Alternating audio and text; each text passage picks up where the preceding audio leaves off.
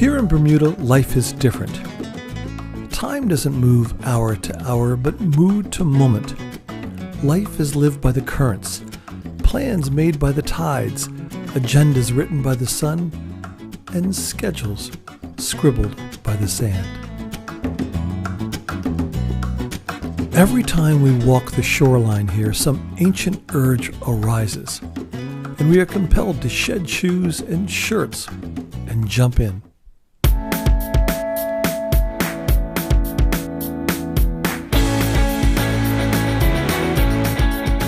Lisa catches up with Bermudian Andrew Kirkpatrick, a connoisseur of the coast, who not only shares secret hangouts for cliff jumping, but also reveals some of his favorite spots to curl toes in the sand.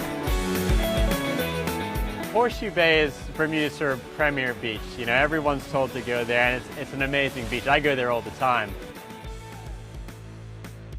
Cooper's Island is very scenic. It's sort of on a natural reserve. It's sort of an old NASA base that's been converted into a park. And it's tons of beaches and tons of privacy. So if you're looking to just be alone with sort of the person you're with, then that's the spot to go to. So the sea glass beach is a bit of an anomaly on the island. I have no idea where the glass comes from. It just appears on this one beach. And a lot of people go down there to sort of grab some to make jewelry or pieces of art, or even just to hang in their house. And so it's kind of a cool, something different to do while you're at the beach. Right now we're at Admiralty House in Bermuda, which is one of the prime spots of, you know, the island's cliff jumping community. People come down here all summer and spend most of the summer down here just leaping off the cliffs. All along this coastline, perfect for jumping off. The water's deep enough. And then on the other side of Admiralty there is where you get the bigger ones, sort of like the 45, 50 feet, and then you're jumping into a little bit shallower water, so the more experienced sort of jumper will actually go from there. So we're actually coming down into the old Smuggler's Tunnel, and this is actually the point where we actually climb up after cliff jumping. Now what's cool about these Smuggler's Tunnels is sort of we'd had the blockade runners sort of waiting offshore, and they'd roll barrels down in supplies down to a little rowboat that's just in here, and then they'd sort of load them up and then take them overseas to the US actually.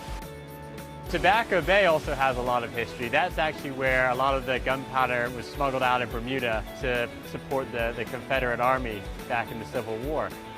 But what's great about that is it's one of the few beaches that is on the St. George's side of the island, and it's sort of a peaceful little cove that's sort of surrounded by great snorkeling. It's got a little snack bar down there, so if you want to have a drink or a sandwich or whatever, it's great for everything. Cliff jumping for me is the thrill of the fall. I just love that in the gut, sort of like your heart stopping for a few seconds as you splash down, and that's why I do it, just sort of the rush I get. Take the leap, believe in the ocean.